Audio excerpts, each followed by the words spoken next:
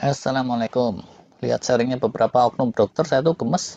Saya sendiri bukan dokter, bukan ahli biologi, sekedar reporter amatiran pemerhati kesehatan. Tapi ya, soal sel-sel di tubuh manusia itu udah diajarin sejak SMP loh. Bahkan SD juga udah disinggung-singgung. Oknum dokter kemarin itu mikirnya sel-sel lemak tubuh itu benda mati kayak karung-karung beras yang ditimbun sama spekulan kayak gitu. Nah, di antara teman-teman yang awam juga banyak yang mikirnya seperti itu. Tapi ini kalau awam sih maklum aja ya. Sebenarnya sel lemak di tubuh kita itu kayak apa sih? Izin ya ini kepada para suhu, yuk kita cermati. Di tubuh kita, kalau orang bilang lemak itu ada dua jenis. Pertama, sel-sel hidup yang disebut sel lemak atau adiposit. Kedua, ya udah benda mati, asam lemak atau ya apalah gitu. Berbagai bentuk varian lemak. Yang lemak sebagai benda mati, ini udah sering kita obrolin. Kita nggak bahas lagi. Yang sel lemak, yang sel hidup, ini nih yang mesti kita tahu juga, yaitu kalau kita mau bisa mengelola kesehatan secara benar, secara holistik, secara jangka panjang. Selayaknya sel hidup, sel lemak ini bisa bertumbuh kembang dengan membelah diri gitu ya, satu jadi dua, bisa menua, ucur, terus bisa mati juga. Untuk hidupnya, dia butuh bioenergi, biomaterial, dan seterusnya. Sama dengan sel-sel lain. Wujudnya kira-kira seperti ini. Pertama ya, yang dominan itu gelembung cadangan lemak di bagian tengahnya atau fat reservoir gitu atau fat droplet. Isinya lemak-lemak jenis trigliserid utamanya. Ini membesar terus membesar kalau pas penimbunan dan menyusut kalau pas bakar lemak. Penting lagi untuk sel lemak ini ada mitokondria, ya ini sumber energinya untuk tiap-tiap sel lemak. Jumlahnya tidak satu, bisa sedikit, bisa banyak. Kalau yang dikit itu sel lemaknya dibilang sebagai sel lemak putih alias white fat cell. Kalau yang banyak dan lebih bagus itu sel lemak coklat atau brown fat cell yang bisa lebih jagoan merilis energi dalam proses pembakaran cadangan lemak. Dan jadinya dia ini lebih sip. Karena ya fungsi dasarnya sel lemak itu kan untuk nyimpen cadangan energi. Jadi makin dia satset untuk diproses, makin bagus.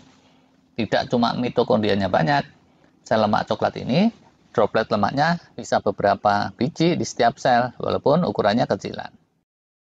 Fungsinya itu utamanya untuk memanaskan sekeliling atau menghangatkan badan kita kayak gitu. Dan umumnya yang paling banyak punya sel coklat itu bayi yang sehat. Terus seiring usia, jenis lemak coklat ini menyusut tinggal sedikit. Selain itu, seperti juga umumnya sel hidup, sel lemak ini ada inti selnya atau disebut nukleus. Kalau gambaran sel yang tipikal, nukleus ini posisinya biasanya digambarin di tengah-tengah gitu. Sedangkan khusus untuk sel lemak, si nukleus ini tersisih di pinggiran karena di tengah yang mendominasi ya si droplet lemak tadi. Selanjutnya, melengkapi itu ada dinding sel atau membran yang menjaga integritas tiap-tiap sel lemak sebagai entitas hidup yang terkecil. Ini semua pelajaran SMP lagi. Terus ada lagi lautan cairan, tempat segala sesuatunya ngambang di dalam situ yang disebut sitoplasma. Terakhir ya udah ada organel-organel lain tuh. Golgi apparatus, endoplasmic reticulum atau apalagi tuh sebutannya. Gitu deh. Semoga ini jadi lebih kebayang bahwa sepanjang waktu sel lemak ini melewati proses-proses tertentu.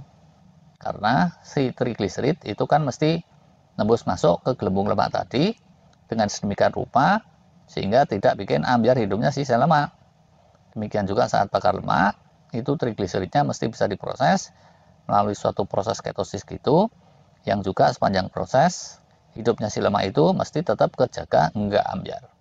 Terusnya lagi, ada proses-proses terkait tumbuh kembang dan pembelahan sel, sampai matinya juga.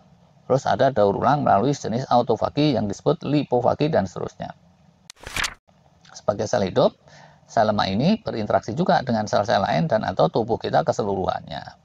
Antara lain dia bisa memunculkan hormon-hormon tertentu, kayak leptin gitu ya, yang merupakan sinyal kenyang, atau adiponektin yang terkait sensitivitas insulin. Terus ada juga respon-respon yang terkait dengan adanya inflamasi atau peradangan atau stres. Intinya di sini yaitu tadi, di situ tuh urusannya urusan sel hidup yang lumayan kompleks dan bukannya sekedar urusan kayak bongkar muat gudang beras. Oke deh, itu dulu. Terima kasih.